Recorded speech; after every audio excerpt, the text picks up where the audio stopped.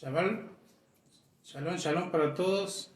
Aquí estamos, ya vamos por comenzar en esta tarde, sí. Estoy viendo un problemita acá en la computadora. Ya vamos a comenzar con esta tarde que vamos a estar hablando justamente sobre la próxima convocatoria que tenemos, que es la de Yom Kippur. Así que prepárese el mate, el té, el café. Vamos a tener una tarde de conocer un poco más, de ser instruido en las escrituras, en la Torá. Así que damos gracias al Eterno por esto.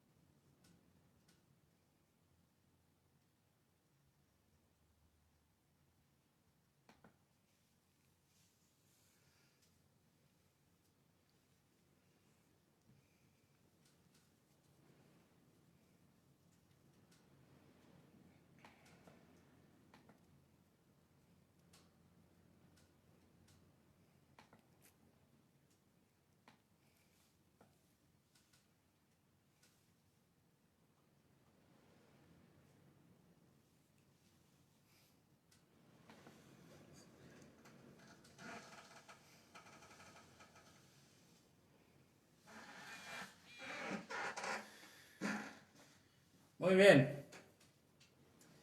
Shalom para todos. Buenas tardes. Estamos acá nuevamente esta tarde de enseñanza donde nos vamos a preparar o nos estamos preparando para los días que vienen. Ya hemos comenzado el ciclo de la fiesta del otoño, ¿sí? Así que les animo a que pueda seguir preparando su corazón, seguir preparando su vida y sobre todo aprender o seguir escuchando la voz de Dios en estos tiempos de Teshuvá. Recordemos que estamos en días de Teshuvá todavía y queremos que el Eterno Dios nos siga hablando, ¿sí? Nos sigue direccionando.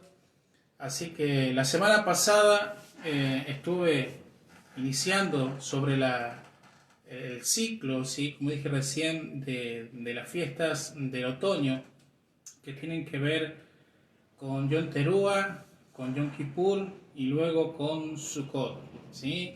Estuve haciendo una enseñanza en 2 videos, así que si usted no lo pudo ver, búsquelo aquí en este mismo grupo. Si no, el video está en nuestro canal de YouTube, ¿sí? Casa del Rey, donde usted puede también verlo. Así que le recomiendo para que no se pierda, porque, por ejemplo, cosas que vamos a ver hoy y las que vamos a seguir viendo aún en Sukkot están todas conectadas, ¿sí? Que por cierto tuvimos un lindo momento donde el Eterno Dios nos bendijo, donde el Eterno Dios nos dio o nos preparó o nos trajo, ¿sí? Una mayor revelación de lo que Él está haciendo en este tiempo, ¿sí? Estuvimos congregados, aquellos que pudimos, otros quizá estuvieron en sus casas, pero sobre todas las cosas poder haber sido convocado por nuestro Dios para las citas divinas, las citas proféticas, los encuentros proféticos que nuestro Dios marcó en su bendita Torá.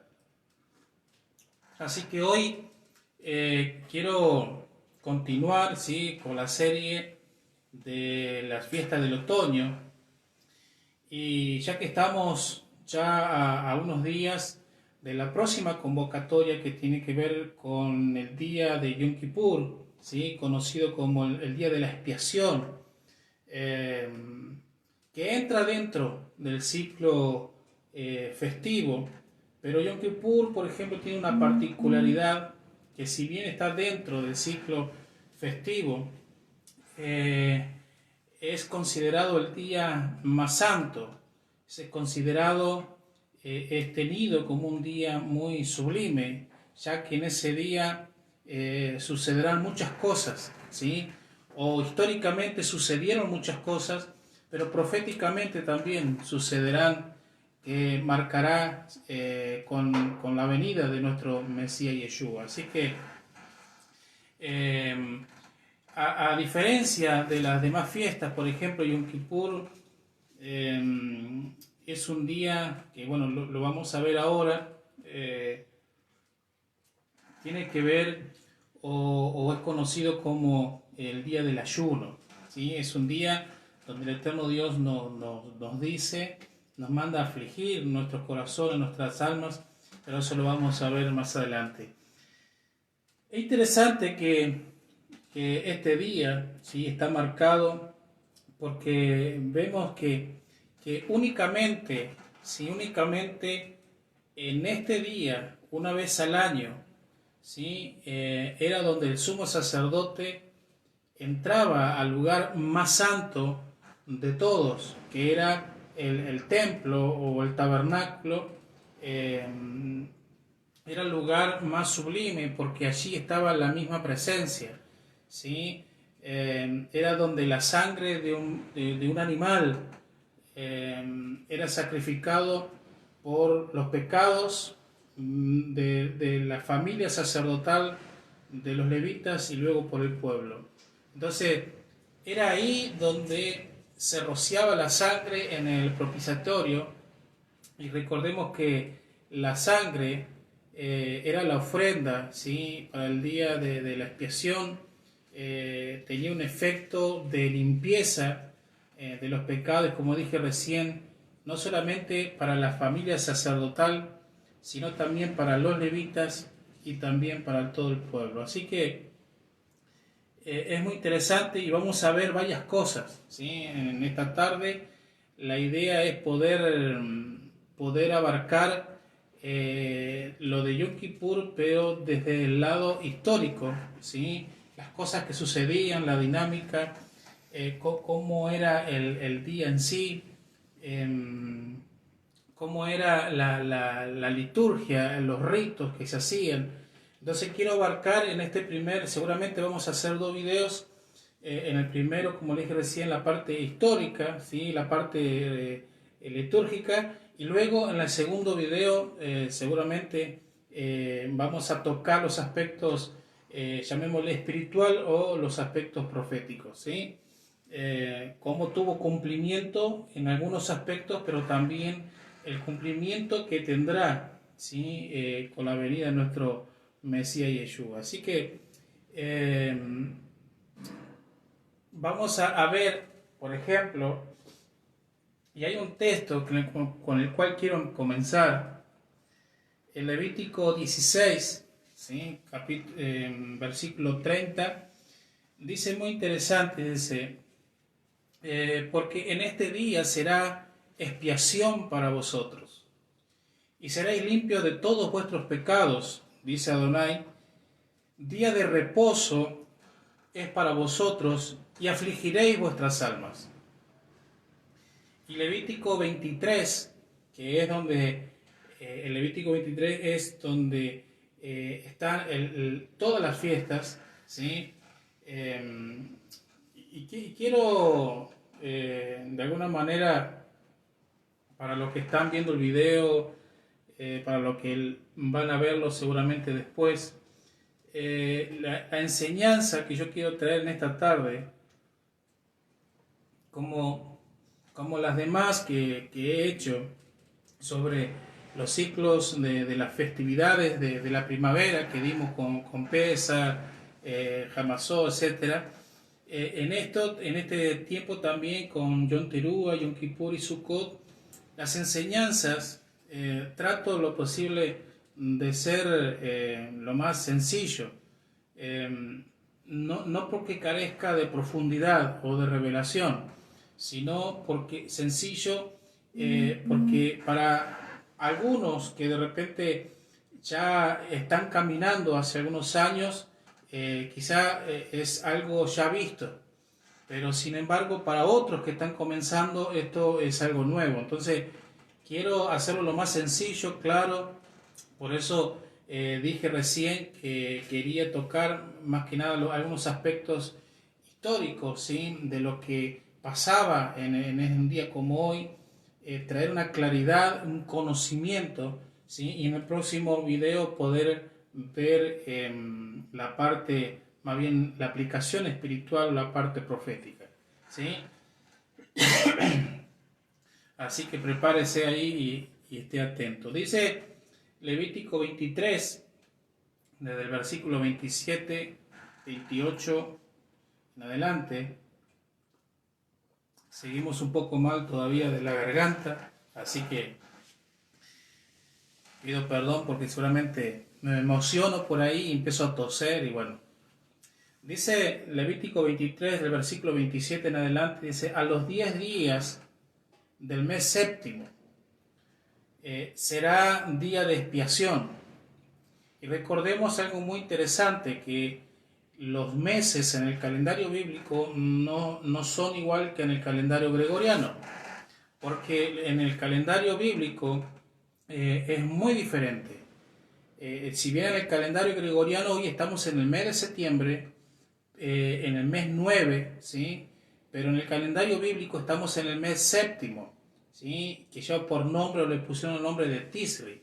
Entonces, las fiestas están en un calendario bíblico, no en un calendario gregoriano.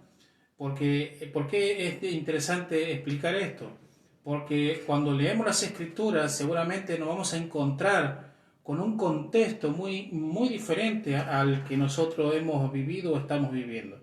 Y necesitamos interpretar la Escritura desde la perspectiva de la cual fue escrita en su contexto. Entonces, la Biblia acá dice que a los 10 días del mes séptimo, quiere decir que el mes séptimo, que comienza con el mismo día, el primero del mes séptimo, que es un Rosh Hodesh, es la festividad de Yom Teruah, y a partir de ahí 10 días después, ¿sí?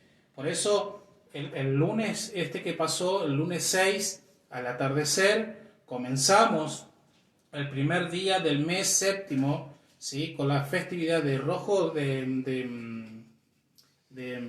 Yom Teruah, y 10 días después sería ahora en la próxima semana que entra el miércoles a la caída del sol, ¿sí? Y abarcando todo el jueves sería el día 10. Aquí dice: a los 10 días del mes séptimo será día de expiación.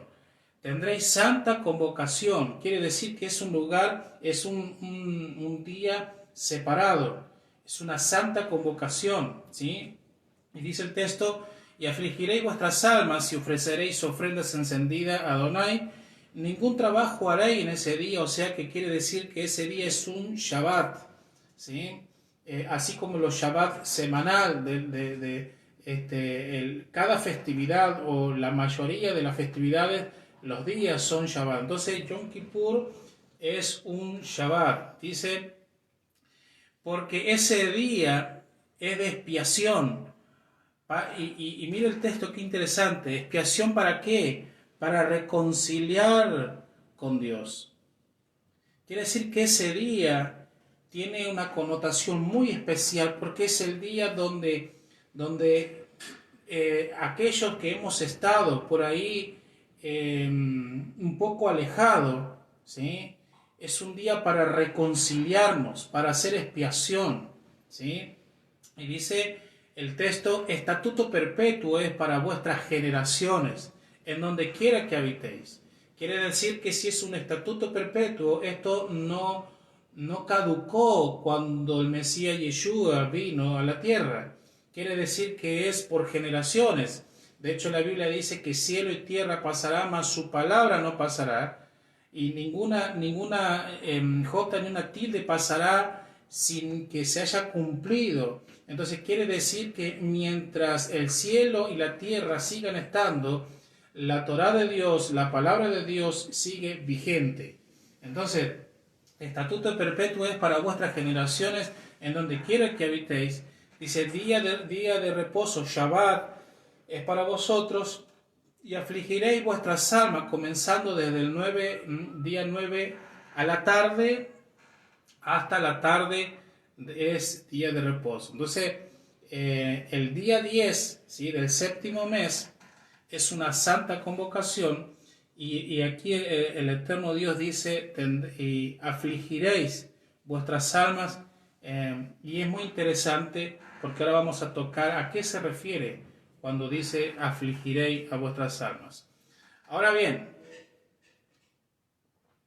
Yom Kippur, ¿sí? Yom Kippur, conocido Yom Kippur, tiene algunos nombres que también se lo conoce y que hacen referencia a lo que se hacía en ese día.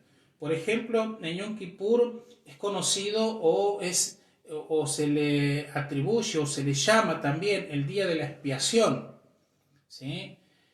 En Yom Kippur, por ejemplo, se lo conoce también como cara a cara, se lo conoce también como el gran día, se lo conoce como el ayuno, se le conoce como el gran shofar o el shofar gadol, ¿sí? Y se lo conoce también como el cierre de las puertas. Entonces, esos son los nombres por los cuales se lo conoce y que tiene una implicancia en el día señalado en el día 10. Ahora, vamos a ver un poco para tener un entendimiento, ¿sí? Tener un entendimiento de lo que se hacía históricamente. Digo históricamente porque en la actualidad no hay templo, ¿sí? Y Yom Kippur tenía que ver justamente con el templo, con los sacrificios que hacía el sumo sacerdote, bueno, y hoy al no haberlo, el pueblo de Israel, los judíos que representan hoy, quizás el funcionamiento es diferente. Entonces veamos lo que es o lo que significa el día de la expiación. El día de la expiación. Levítico 16 especifica que el día 10 del séptimo mes es el día donde el sumo sacerdote, ¿sí?, conducía una ceremonia, un ritual especial que tenía que ver con la purificación no solamente de su vida y de su familia, sino también tenía que ver con la purificación del templo y tenía que ver con la purificación del pueblo. Ahora, la parte central de la ceremonia o del ritual que se hacía o que hacía el sumo sacerdote era presentar un becerro y también presentar 2 cabras en ofrenda que eran esenciales para ese día. Ahora, primero, el sumo sacerdote sacrificaba primeramente el becerro. El becerro era para purificar el templo de cualquier impureza, ¿sí?, que era provocada por el sacerdote o por su casa. O sea, el becerro el sacrificio que hacía el sumo sacerdote era para purificar el templo por los pecados que había cometido él y los de su casa. Segundo, tenemos, por ejemplo, que las 2 cabras, y cuando llegaba el momento de tomar a estas 2 cabras, se conocía o lo que se hacía era echar suerte. ¿Para qué? Para escoger, ¿sí?, a las cabras y luego sacrificarla. ¿Sacrificarla para qué? Para purificar nuevamente el templo, ¿sí?, de cualquier impureza o de cualquier pecado, ¿sí?, provocado por cualquiera del pueblo de Israel, ¿sí?, en general. Entonces, tercero, una de estas cabras se liberaba, ¿sí? O sea, la segunda cabra se liberaba y esa cabra la largaban al desierto y no se sacrificaba. Entonces, sobre la cabra que se echaba suerte, ¿sí? La cabra que se echaba suerte, donde se colocaban los pecados, llevaba por nombre Azazel. Y Azazel era enviada al desierto, ¿sí? Eso usted lo puede ver en Levítico 16:10. Entonces, algo muy interesante, porque antes de enviar la cabra Azazel al desierto, el sumo sacerdote lo que hacía era tomar la cabra e imponer sus manos sobre la cabeza. Entonces transfería todos los pecados, ¿sí? Como antes nombrado pecado del pueblo que habían contaminado el templo, ¿sí? Y era transferida las iniquidades, eran transferidas las transgresiones de todo el pueblo en general. Entonces cualquiera que fuese los pecados eran transferidos, ¿sí? A esta cabra Azazel, y luego era enviada al desierto. Así que mire, la Torá dice ahí en Levítico 16, 20 y 22, dice: y aquel macho cabrío llevará sobre sí las iniquidades de ellos y sobre toda la tierra, y dejará ir al macho cabrío por el desierto. Entonces, los dos chivos tenían un nombre. Número uno, el que acabo de nombrar, ¿sí? Era cuando elegían de las dos cabras, elegían el nombre y sobre el cual ponían el pecado, era Azazel, ¿sí? Y la primer cabra que echaban suerte, ¿sí? Llevaba el nombre de la Adonai de nuestro Elohim, la Adonai de Yahweh.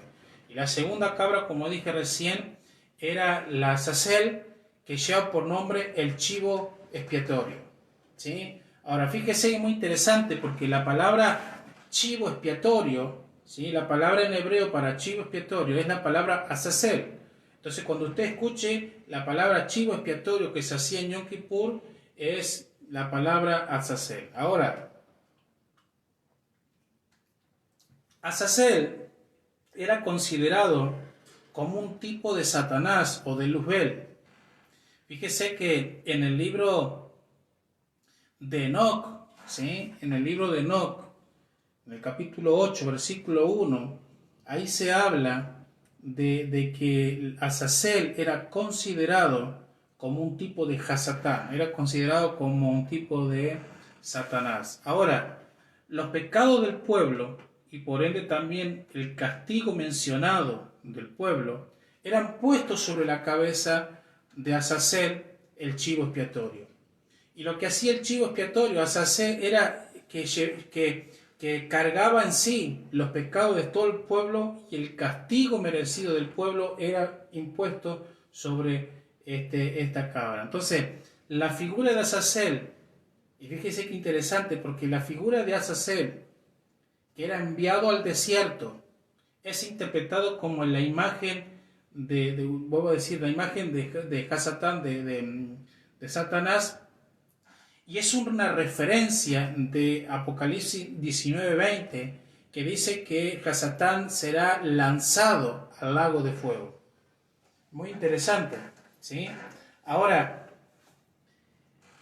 veamos acerca de Levítico 16, algo muy interesante. Levítico 16, del versículo 7 al 10, vamos a ver la ceremonia que hacía el sumo sacerdote. Y el sumo sacerdote, que en hebreo es Cohen Gadol, ¿sí? Cohen Gadol, tomaba las suertes, o sea, a una la marcaba como la Adonai, ¿sí? Y la otra la marcaba como Azazel, y las colocaba sobre la cabeza, ¿sí? Al nombre, y bueno, y ahí una era lanzada al desierto, como dije recién, cargando los pecados, y la otra era sacrificada para nuestro Dios. Ahora, se consideraba como una señal positiva, ¿sí? Cuando el sumo sacerdote tomaba la suerte, ¿sí? marcada en la cabra de Adonai, en su mano derecha. Cuando el sumo sacerdote tomaba la cabra, la Adonai, con la mano derecha, era considerado como una buena suerte, como una bendición, como una respuesta de parte de Dios. Y es muy interesante este dato porque 40 años antes se dice que antes de la destrucción del segundo templo, ¿sí? Que la destrucción del segundo templo fue en el año 70, 40 años antes se dice que el sumo sacerdote ese año, cuando llegó esta convocatoria de Yom Kippur, la Adonai, él la tomó sobre la mano izquierda. Es muy interesante ese dato para tenerlo en cuenta. Ahora, en cualquier caso, ¿sí? En cualquier caso, los pecados del pueblo eran transferidos sobre el chivo expiatorio. Ahora, excepto, ¿sí? Como dije recién, los 40 años anteriores a la destrucción del segundo templo, ¿sí? Que la suerte de Adonai siempre había aparecido en la mano derecha, esta vez apareció en la mano izquierda. Ahora, ¿qué entendemos proféticamente, ¿sí? En lo que sucedió, por lo menos lo que se registra? ¿Qué es lo que entendemos proféticamente hablando de todo lo que sucedía o todo lo que sucedió en ese momento? Y es que Dios, ¿sí? Dios dio esta ceremonia o dio este día, ¿sí? De las suertes del Adonai, del Azazel en Yom Kippur. ¿Para qué? Para enseñarnos. ¿Para enseñarnos qué? Que Él juzgará un día a las naciones, ¿sí? Que Él juzgará un día a las naciones, las juzgará en la era mesiánica, también conocida como el milenio. Fíjese, algo muy interesante, porque las naciones no serán juzgadas según la forma que hayan, las naciones por nuestro Mesías Yeshua serán juzgadas según cómo hayan tratado al pueblo escogido de Dios. Es interesante, porque aquellas naciones que hayan maltratado o hayan sido naciones antisemitistas, hayan sido naciones que hayan estado en contra de la nación de Israel, serán como esos chivos expiatorios, como esos Azazel que serán expuestos en la mano izquierda. Interesante. Fíjese que aquellas naciones que han permanecido a la par del pueblo de Israel, porque así como hay naciones que están en contra del pueblo de Israel, hay naciones que están a favor. Entonces, en el juicio de las naciones, lo que hayan estado en contra estarán en la mano izquierda, como el chivo expiatorio. Pero aquellos que hayan estado a favor y del lado del pueblo de Israel estarán puestos en la mano derecha. Entonces, ¿qué quiere decir? Fíjese que el Mateo, y usted se preguntará, pero ¿esto cómo tenemos ese respaldo? Mire, Mateo 25, del 31 al 46 dice: cuando el Hijo del Hombre venga en su gloria y todos los santos con él, entonces se sentará en su trono en gloria. Y serán reunidas delante de él todas las naciones, y apartará los unos de los otros, como aparta el pastor las ovejas de los cabritos. El versículo 33 dice: y pondrá las ovejas a su derecha, y pondrá los cabritos a su izquierda. O sea, el eterno Dios, Yeshua, apartará las ovejas a la derecha, la Adonai, y apartará los cabritos, Azazel, a la izquierda. Entonces, el versículo 34 dice: y el rey dirá a los que están a la derecha: venid, bendito de mi Padre, heredad el reino preparado para vosotros desde la fundación del mundo. Entonces dirá también a los de la izquierda: apartados de mí, maldito, al fuego eterno preparado por el diablo y sus ángeles.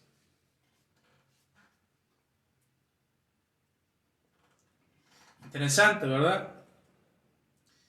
Interesante porque Yom Kippur, lo que se hacía con los chivos, es una representación profética de lo que hará Yeshua cuando regrese con las naciones. La Adonai estaba en la mano derecha y Azazel estaba en la mano izquierda. Y él está diciendo que las naciones, como el pastor aparta las ovejas de los cabritos, dice que las ovejas las pondrá en la mano derecha y a los cabritos los pondrá en la mano izquierda. Entonces, ahí vemos que Yeshua, Mesías, en su primera venida, figuró como un tipo, y fíjese algo muy interesante lo que le voy a decir, porque Yeshua en su primera venida figuró como un tipo de macho cabrío. ¿Por qué? Porque dice que sobre él, ¿sobre quién? Sobre Yeshua, el eterno Dios cargó nuestros pecados. Sobre la cabeza de él, sobre su cuerpo cargó, y lo dice la Escritura, cargó sobre sí los pecados y las iniquidades de cada uno de nosotros. Entonces, si bien Yeshua fue también la Adonai recibido por el Padre, pero también cumplió la función de Azazel, la función del macho cabrío, donde eran puestos todos los pecados, porque quien teníamos que morir, o sea, no, cada uno de nosotros, cada uno de la humanidad de ese tiempo y en el de ahora, éramos nosotros sobre quien teníamos que cargar los pecados y ser lanzados al desierto. Pero sin embargo, el amor de nuestro Dios fue tan grande que cuando envió a Yeshua, Él tomó el lugar del macho cabrío, del chivo expiatorio, para cargar sobre sí nuestro pecado. Entonces, la ceremonia de los dos machos cabríos se consideraba como ambas que eran sacrificadas. Y hay un dato muy interesante, miren, muy interesante, que dice que lo que se solía hacer, ¿sí?, en la ceremonia de los dos machos cabríos, se consideraba que ambas cabras eran sacrificadas, pero lo que se solía hacer, dice que se ataba un listón rojo de carmesí alrededor de los cuernos de la vaca sellada como Azazel, ¿sí? Y dice que en el momento preciso se llevaba la cabra a un risco, o sea, se la llevaba en el desierto y se la lanzaba de lo alto del risco. Eso hace en relación con esta ceremonia que surgió, ¿sí?, una tradición muy interesante, y es que en una de las Mishnah, ¿sí?, en uno de los cuentos, por así decirlo, del pueblo de Israel, se cuenta que se ataba un trozo de listón rojo, ¿sí?, a la puerta del templo. Quiere decir que si al Adonai se le ataba un listón rojo y un listón se le ponía en la puerta del templo,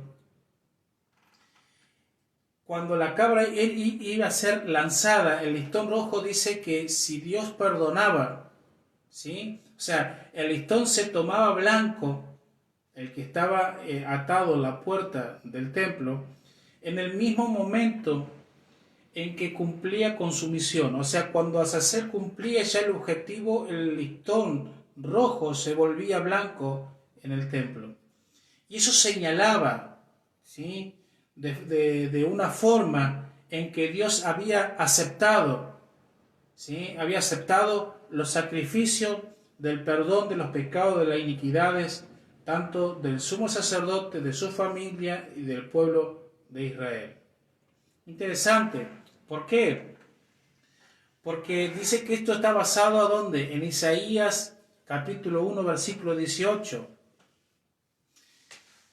que nos cuenta que 40 años antes, como decía recién, 40 años antes que de la destrucción del templo, en el templo, ¿sí? El listón rojo o sea, nunca más volvió a quedar blanco. ¿Se entiende? Se dice que el listón dejó de tornarse blanco, siempre permaneció rojo. ¿Por qué? Porque la explicación que se da es que el listón nunca más de rojo cambió a blanco, porque ya era Yeshua quien había sido sacrificado en perdón de nuestros pecados, de nuestras iniquidades, de nuestras rebeliones, porque ya no hacía falta eso lo que acabo de decir, sino que la misma presencia, ¿sí? La misma presencia de Yeshua ya había cumplido proféticamente con ese aspecto. ¿Se entiende hasta ahí? Entonces, otro de los aspectos que se hacía en Yom Kippur, ¿sí? O que hacía el sumo sacerdote para entrar al lugar santísimo, era que el sumo sacerdote debía primero de lavar su cuerpo, ¿sí? No tan solo lavar sus manos y sus pies, sino que se requería que tenía que lavar su cuerpo. Entonces, este lavamiento simbolizaba un deseo de ser purificado. Ahí en Números 19 vemos que el lavamiento era tanto de su cuerpo como de sus ropas. Entonces, antes de comenzar la ceremonia o el ritual, el sumo sacerdote lo que hacía era purificarse, lavarse, ¿sí? Y este ritual también lo vemos en Números 31 del versículo 21 al 24. Entonces, teniendo un entendimiento, y llamémosle espiritual, ¿sí? de cómo aplica esto, en Hebreos 9 y 10, ¿sí? También se menciona, y esto es lo que quiero explicar ahora, porque teniendo un entendimiento de lo que sucedía y trayéndolo al cumplimiento en el Mesías, vamos a tener más claridad del asunto de lo que sucedía en un día como Yom Kippur. Entonces, una vez que el entendimiento, o sea, que lo que vemos como algo ritual, ¿sí? que hacía el sumo sacerdote, lo vamos a ver en Yeshua. ¿Se entiende? ¿Por qué? Porque así como Dios había ordenado ungir al sumo sacerdote, el primer sumo sacerdote, Aarón, el hermano de Moisés, luego su descendencia iban a ser la descendencia que iba a heredar el sacerdocio. El sacerdocio es una figura profética del sumo sacerdote celestial. ¿Se entiende? Entonces entendemos que el sumo sacerdote, ¿sí? terrenal es una sombra del sumo sacerdote celestial. Y ese sumo sacerdote celestial es Yeshua. Entonces, las mismas funciones que cumplía el sumo sacerdote terrenal fueron las mismas funciones que cumplió nuestro Mesías Yeshua. ¿Se entiende? Por ejemplo, en Juan capítulo 20, versículo 17, Yeshua dice: no me toquéis porque aún no he subido el Padre. No me toquéis porque aún no he subido el Padre. Y eran justamente esta frase o esta palabra la que recitaba el sumo sacerdote antes de subir al altar en Yom Kippur. ¿Se entiende? Entonces, las mismas funciones que el sumo sacerdote terrenal hacía fue las mismas funciones que el sumo sacerdote celestial tuvo que cumplir. Ahora fíjese,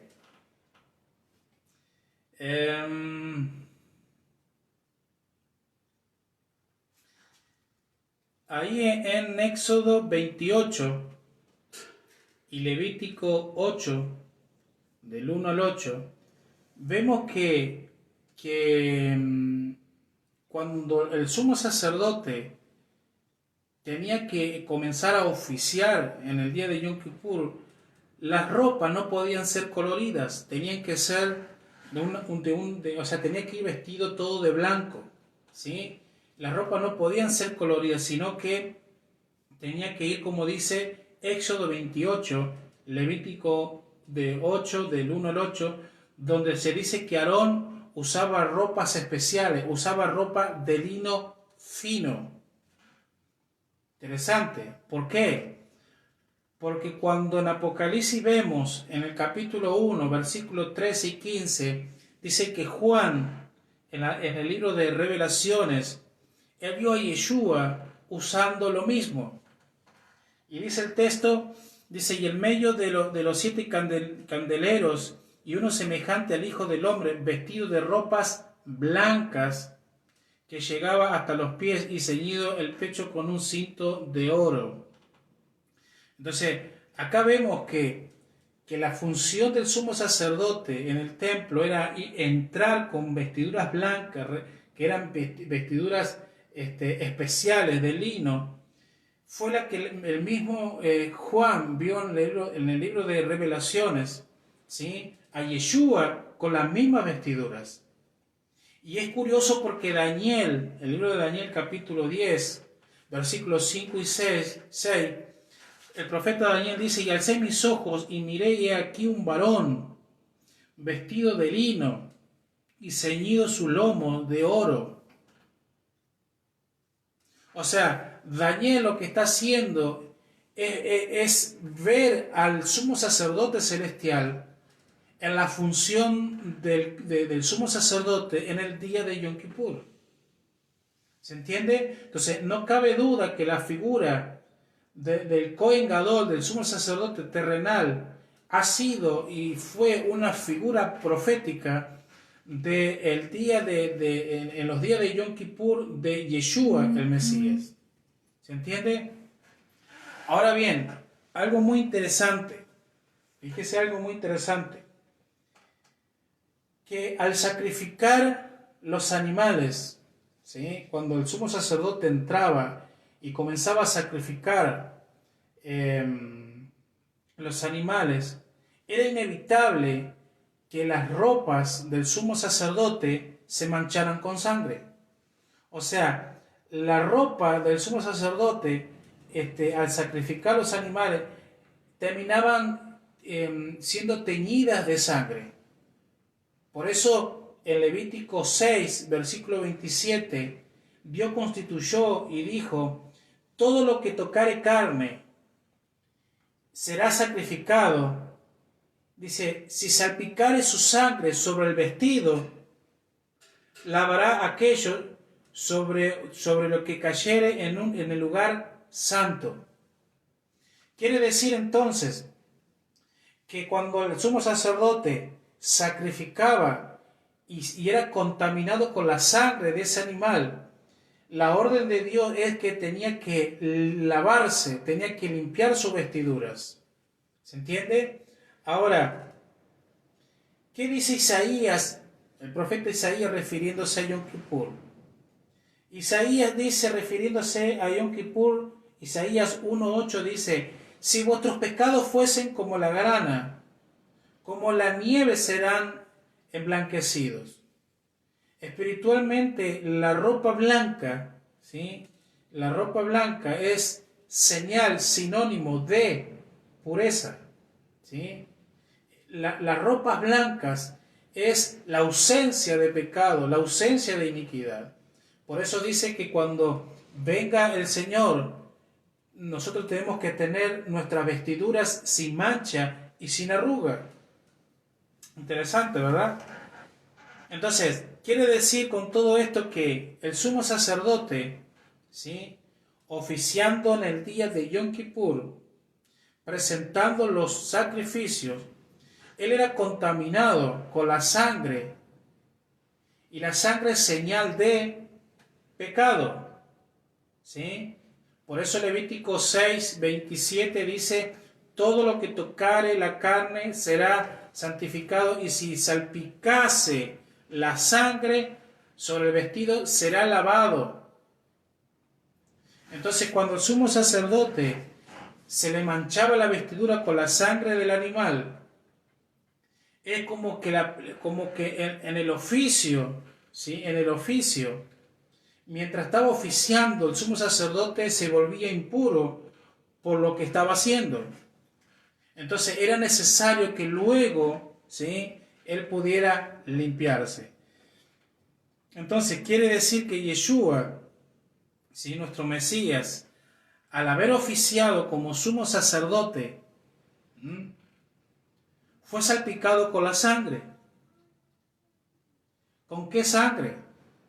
Fue salpicado con la sangre nuestra, ¿sí? Salpicado con la sangre que representaba nuestros pecados, cargando sobre sí los pecados de cada uno de nosotros. ¿Se entiende? Por eso vuelvo a leer Apocalipsis 1, 13 y 15. Dice, y en medio de los 7 candeleros vi a uno semejante al hombre, vestido de ropas que llegaban hasta los pies y ceñido en el pecho con un cinto de oro. Entonces, Yeshua, luego de haber sido manchado con la sangre, señal de nuestros pecados, lo que él hizo fue purificarse según el mandamiento. ¿Se entiende? Fíjese algo muy interesante. Algo muy interesante, porque el libro de Números, capítulo 15,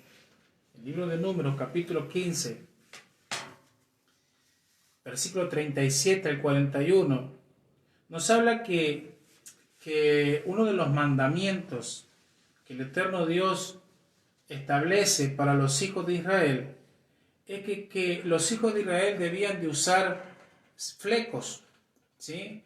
Esos flecos en hebreo son llamados tzitzit, y dice que los tzitzit son los flecos que tenían que llevar en los vestidos los hijos de Israel.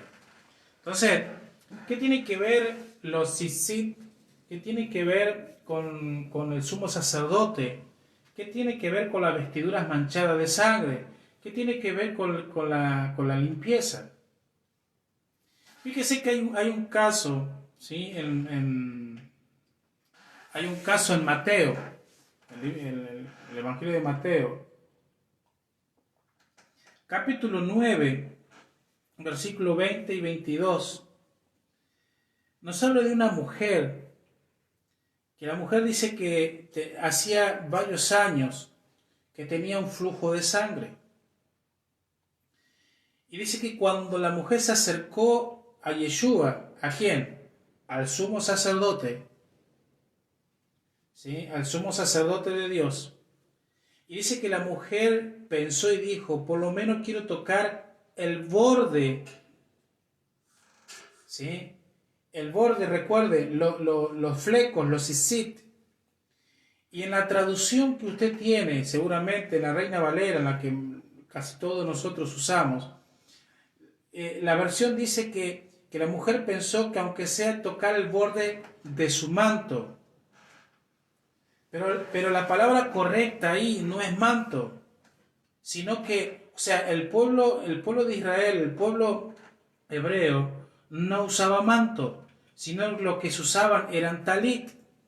El talit es lo que se envolvían para hacer sus oraciones, pero los flecos, ¿sí?, que están en el talit, los flecos que estaban ahí, representaban los mandamientos de Dios. Entonces, cuando Dios le instruye a los hijos de Israel que usaran, que en su vestido, en su ropa vistieran los tzitzit, es entonces que la mujer lo que quiere es tocar los tzitzit del talit de Yeshua. ¿Se entiende? Por eso vuelvo a decir, Yeshua no usaba manto. El manto tiene que ver con una costumbre romana, con una costumbre, pero no, o sea, en el contexto hebreo no existe el manto. Lo que se usaba y lo que se usa es un talit, Por eso cuando nosotros decimos que tal persona tiene un manto, y porque el manto de Elías, el manto profético, no existe eso. En el contexto bíblico, lo correcto es el talit. ¿Se entiende? Entonces, Yeshua no usaba manto, Yeshua usaba talit, como lo estableció nuestro Dios en Números capítulo 15, versículo 37. Ahora, cuando la mujer con el flujo de sangre quiere tocar el borde, en realidad lo que quiere tocar son los tzitzit del vestido, del talit de Yeshua. ¿Por qué? Porque Mateo 9, de versículo 20 y 22, nos está dando una imagen profética, nos está dando una imagen, ¿sí? El eterno Dios nos está dando una imagen como para enseñarnos y comunicarnos que la mujer que estaba manchada de sangre, que había caminado por varios años con pecado, iniquidad, esta mujer necesitaba ser purificada, necesitaba ser limpia. Entonces, al tocar los tzitzit, y la pregunta es, ¿por qué los tzitzit? Porque los tzitzit representan los mandamientos. Quiere decir entonces que la mujer, al tocar los tzitzit, lo que hace es volver a conectarse por la fe, conectarse con los mandamientos del Eterno. ¿Se entiende? Entonces, aquí hay una figura, porque la mujer representa a Israel. Israel por muchos años ha caminado alejado del eterno Dios, alejado de sus mandamientos. Ha caminado manchado de sangre, manchado de iniquidades, de pecados. Entonces necesitamos, o hemos necesitado nosotros, tomarnos de los tzitzit de Yeshua. Porque los tzitzit en el pueblo de Israel, Dios los estableció ¿para qué? Para que cuando cada uno del pueblo mirase los tzitzit, pudiese recordar los mandamientos, los estatutos, los decretos, que en la obediencia está la bendición. ¿Se entiende? Entonces, eso es más o menos lo que tiene que ver uno de los temas sobre el chivo expiatorio. Ahora bien, otro de los nombres que lleva el día de Yom Kippur es cara a cara. Y es muy interesante. El Kohen Gadol, o el sumo sacerdote, en todo el año solamente podía entrar una sola vez al lugar más santo del templo. ¿Sí? Eso usted lo encuentra en Levítico 16:2, Hebreos 9, del 6 al 7. Entonces Dios ya había advertido, ¿sí? Dios había hecho ya la advertencia que ningún hombre podía ver su rostro, ¿sí? O sea, de hecho la Biblia dice que nadie le ha visto jamás, y es verdad, nadie ha visto su rostro. Pero sin embargo al día de Yom Kippur se lo conoce como el cara a cara. ¿Por qué? Porque el sumo sacerdote, cuando entraba al lugar más santo, podía estar en la misma presencia del Eterno, ¿sí? Podía estar en la misma presencia del Todopoderoso. ¿En qué día? En el día de la expiación. Y Levítico 16:2 no, es muy claro. ¿Por qué? Porque otro término que se describe, ¿sí?, al día de la expiación es cara a cara. Y fíjese algo muy interesante, porque en el tiempo del segundo templo, la ceremonia del sumo sacerdote o del Kohen Gadol, se dice que se había modificado un poco en cierta forma, y se le había añadido como algo adicional o algo crucial. ¿Por qué? Porque la reforma que se había hecho en la ceremonia, ¿sí?, era que tenía que ver con tres aspectos muy interesantes, o tenía que ver con tres elementos muy importantes y de una forma especial. ¿Por qué? Porque el sumo sacerdote, aparecía ante el pueblo, ¿sí? Y recitaba como una oración o una confesión distinta. ¿Para qué? Porque cuando el sumo sacerdote entraba al lugar donde estaba Dios, el lugar más santo, y luego venía y se presentaba ante el pueblo, la primera confesión que el sumo sacerdote hacía era confesar los pecados, ¿sí? de toda su casa. ¿Se entiende? Luego, cuando volvía a entrar y por segunda vez el sumo sacerdote ante el pueblo, lo que hacía es confesar los pecados de la tribu de Leví, o sea, de todos los levitas.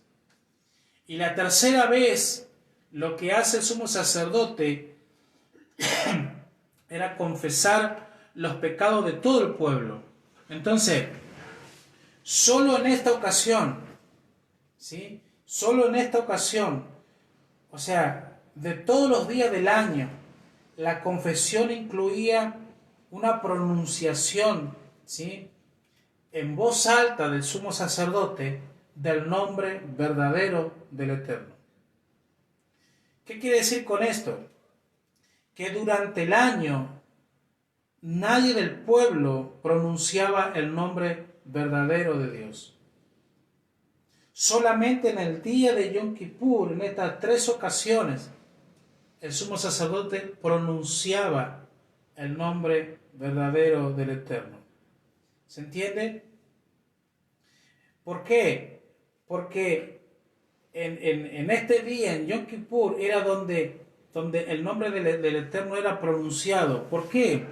Es muy interesante, porque el nombre de Dios, ¿sí? El nombre verdaderamente de nuestro Elohim, del Dios eterno, fue revelado a la persona de Moisés cuando se le aparece en la zarza. ¿Se entiende? Cuando Dios se le aparece a Moisés en la zarza ardiente, fue donde el eterno Dios le revela el nombre de Dios. Y algo muy interesante, porque cuando vamos atrás al tiempo de Abraham, Isaac y Jacob, Dios se le revela como el Todopoderoso, como el Shaddai a nuestros patriarcas. Pero a Moisés Dios se le revela con su nombre verdadero. ¿Se entiende? Y él dice, yo soy el que soy. El nombre que no se puede, o sea, es un nombre tan sublime, o es un nombre tan sublime, que no se podía pronunciar así a las ligeras, o no se podía pronunciar así como hablar como cualquier otro, con el nombre de otra persona. No, era un nombre tan santo que solamente se pronunciaba en el día de Yom Kippur, ¿sí? Entonces lo que quiero decir es que el nombre de nuestro Dios eterno no puede pronunciarse, no puede pronunciarse así a la ligera.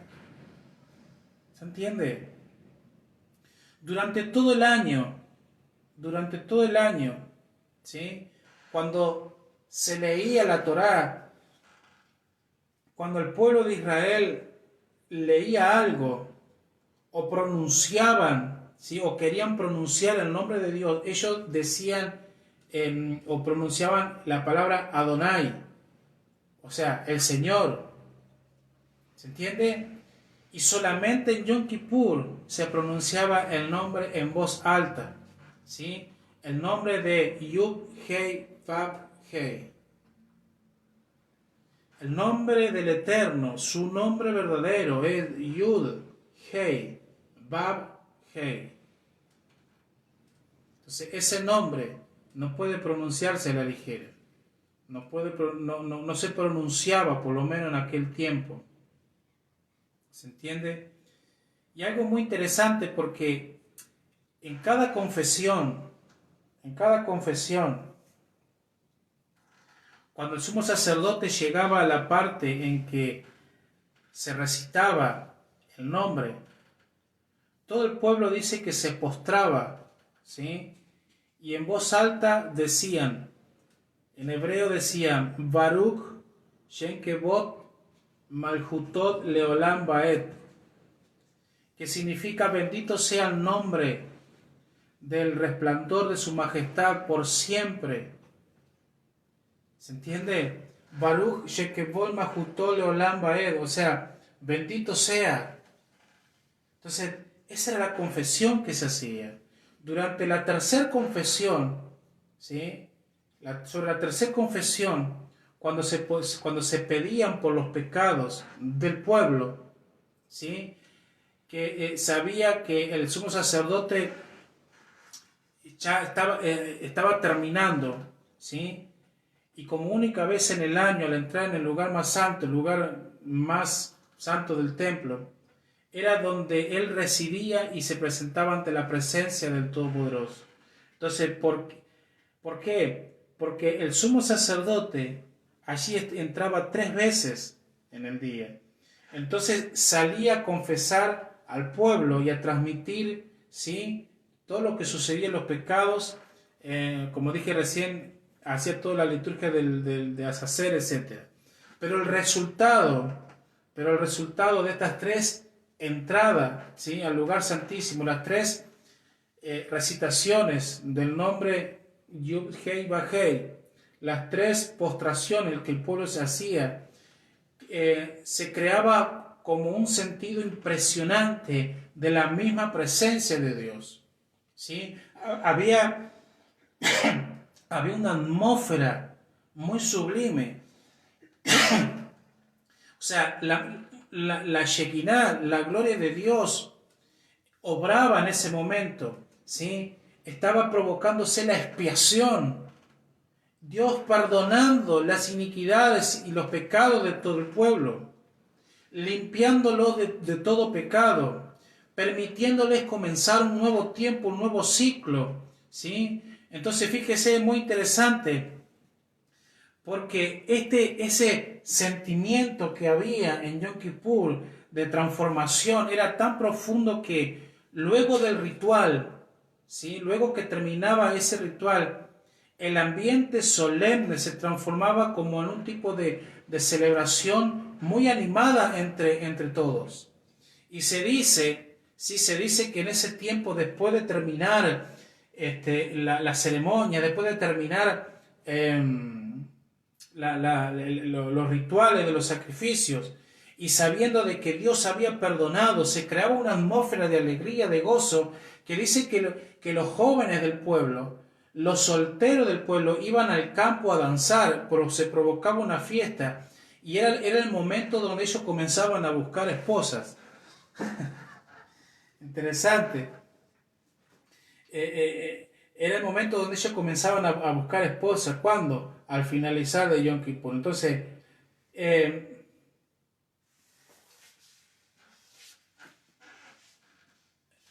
cuando Yom Kippur se dice que es conocido como cara a cara, es porque el sumo sacerdote entraba a la misma presencia, y ahí se decía que el sumo sacerdote estaba cara a cara. ¿Se entiende? Es por eso que Yom Kippur se le reconoce como cara a cara. Y fíjese que en Primera de Corintios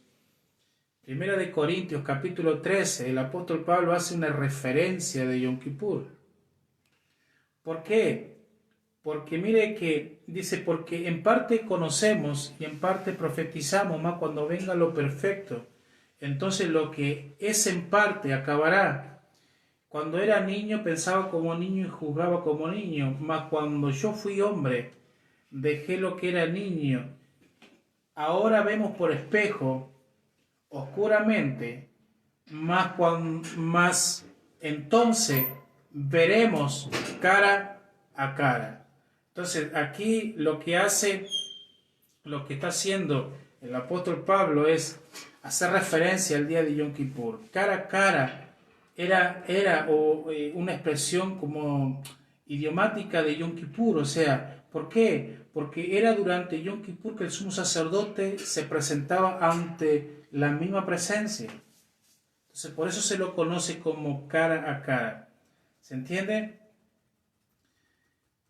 Otro de los aspectos que se le conoce al día de Yom Kippur es conocido como el nombre de el día. O sea, Yom Kippur es el día de la expiación. ¿Sí? Es el día de la expiación, es el último, y es interesante porque es el último de los 10 días de arrepentimiento solemnes que hay desde Yom Teruah hasta Yom Kippur.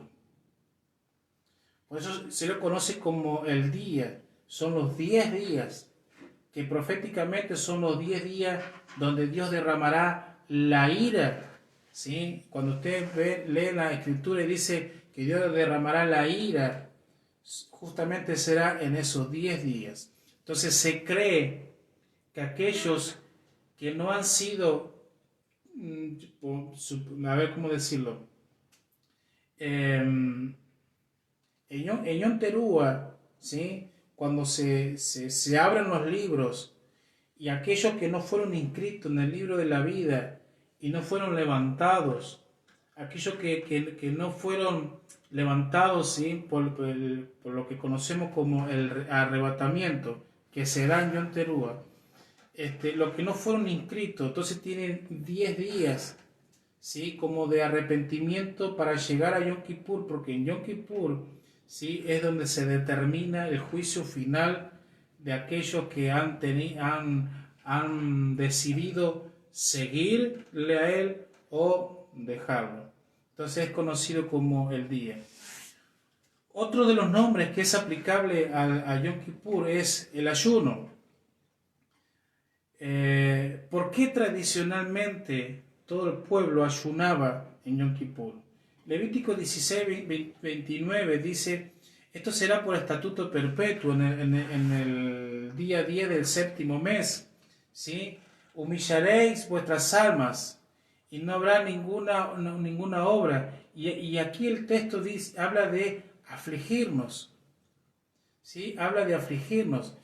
Interesante, ¿por qué?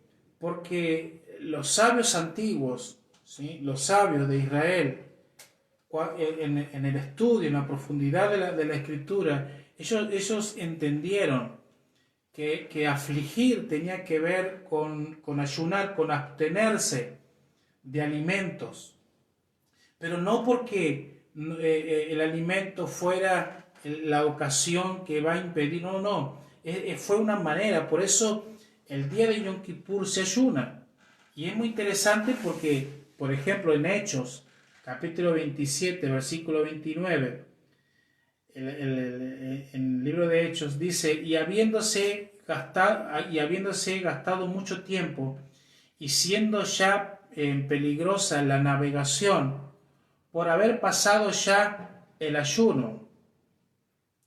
Esto está en el contexto cuando Pablo está navegando, ¿sí?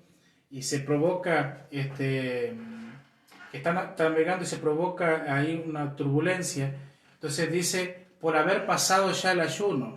Entonces, haciendo referencia justamente al día de Yom Kippur. Entonces, el ayuno también es considerado, por ejemplo, como uno de los mandamientos más importantes que tiene que ver o está conectado con la expiación. ¿Por qué? Porque la Torá menciona en 3 ocasiones, dice: y esto tendréis por estatuto perpetuo el séptimo mes, a los 10 días del mes, afligiréis vuestras almas. O sea, Dios hace como un énfasis, ¿se entiende? Hace un énfasis. Y por último, ¿sí? Por último, Yom Kippur es conocido como el gran shofar. Es conocido como el gran shofar. Y lo dije en el video pasado de Yom Teruah, los 3 tipos de shofar, y bueno, se lo voy a repetir nuevamente, pero Yom Kippur es conocido como el gran shofar. Y cuando hablamos de shofar en la Escritura vemos que hay tres principales shofar o shofarot o trompeta, como se lo traduce, ¿sí? Donde el pueblo de Dios, ¿sí?, está atento y reconoce. Y por ejemplo, la primer trompeta o el primer shofar que es conocido, ¿sí?, se suena o se sonaba, ¿sí?, o mejor dicho, se sonaba o se suena en Shavuot, en Pentecostés, en la entrega de la Torá. El shofar que se toca en Shavuot o en Pentecostés lleva por nombre la primer trompeta o el primer shofar. El segundo shofar se lo conoce como la última trompeta o el último shofarot, el último shofar. Que el último shofar suena o está asociado con ¿qué? Con la convocatoria de Yom Teruah. Que en el último trompetazo, en el último shofar o el sonido del shofar, el apóstol Pablo dice, en un abrir y cerrar de ojos seremos arrebatados, seremos levantados. Quiere decir que la expresión última trompeta o último shofar que está relacionado a Yom Teruah está conectado con la resurrección de los muertos y también con el levantamiento del pueblo conocido como arrebatamiento. ¿Se entiende? Y el último shofar, que es conocido como la gran trompeta, el gran shofar, es el que suena justamente en Yom Kippur. Es en Yom Kippur cuando suena la gran trompeta o el gran shofar, ¿sí?, conocido en hebreo como el shofar gadol. Eso usted lo puede ver en Isaías 27, versículo 13. ¿Se entiende? Ahora, ¿con qué está relacionado la trompeta o el gran shofar con Mateo 24, 31? Porque si proféticamente hablamos que en Yom Teruah es la trompeta final y tiene que ver con la resurrección y el levantamiento del pueblo, entonces en Yom Kippur es el último trompetazo que se da, el último shofar que se toca, el gran shofar, ¿sí? Ahora, ¿qué tiene que ver con Mateo 24? Mateo 24, 31, miren qué interesante, porque cuando usted abre el Evangelio de Mateo y va a capítulo 24, lo que le va a hablar sobre la segunda venida del Hijo del Hombre. Le va a hablar sobre la segunda venida del Mesías. Entonces, en el contexto de Mateo 24, hay algo muy, muy significativo, que en el versículo 31 dice que enviará a sus ángeles con gran trompeta. Entonces, la expresión gran trompeta o gran shofar está haciendo referencia a Yom Kippur. Quiere decir que en Yom Kippur se tocará el gran shofar y el eterno Dios enviará a sus ángeles. Quiere decir entonces que la venida de Yeshua, la segunda venida de Yeshua, se dará o tendrá connotación en un día de Yom Kippur. ¿Se entiende? Como un día de Yom Kippur. Entonces eso significa lo que es el gran shofar. Y por último, mire, el Yom Kippur tiene como otro nombre o asociado el cierre de las puertas. El cierre de las puertas, o sea, el cierre del servicio final de Yom Kippur. Y recordemos que en Yom Teruah, ¿sí?, en la convocatoria de Yom Teruah, se abre una puerta. ¿Y cómo sabemos eso? Porque Ezequiel 46, versículo 1 dice, así dice Adonai el Señor, la puerta del atrio interior que mira hacia el oriente estará estará cerrada los 6 días de trabajo, los 6 días de la semana, pero el día de reposo o en Shabbat y en luna nueva, Rosh Hodesh, se abrirá. Quiere decir que en Yom Teruah, que cae en un Rosh Hodesh, pero que también en Shabbat, una puerta se abre. Y esa misma puerta, ¿sí?, es la que se cierra en Yom Kippur. Por eso Yom Kippur se lo conoce como el cierre de las puertas. Entonces, por eso en la antigüedad el pueblo de Dios creía que esas puertas tenían una conexión con el cielo. Esas puertas tenían una conexión que cada vez que llegaba un Shabbat o un Rosh Hodesh, había un acceso a una dimensión, había un acceso al mismo trono de Dios. ¿Se entiende? Entonces, mientras esa puerta está abierta, hay una conexión con el cielo. Entonces, desde Yom Teruah hasta Yom Kippur, una puerta se mantiene abierta. Por eso necesitamos entenderlo esto desde una perspectiva no solamente histórica, literal, sino una perspectiva profética. Porque hablando de una perspectiva profética, nosotros cuando estuvimos en la convocatoria de Yom Teruah hace unos días atrás, una puerta dimensional, una puerta profética se nos abrió y estamos caminando estos 10 días Yom Kippur bajo esas puertas abiertas. Pero vamos a llegar a Yom Kippur y esa puerta se va a cerrar. Entonces necesitamos acomodar todo lo que necesitamos para que cuando llegue Yom Kippur hayamos arreglado todo lo más posible de nuestra vida, lo que sea como pueblo, para que cuando se cierre esa puerta se cerrará un ciclo y lo que no se pudo concluir quedará ahí al stand-by. ¿Se entiende?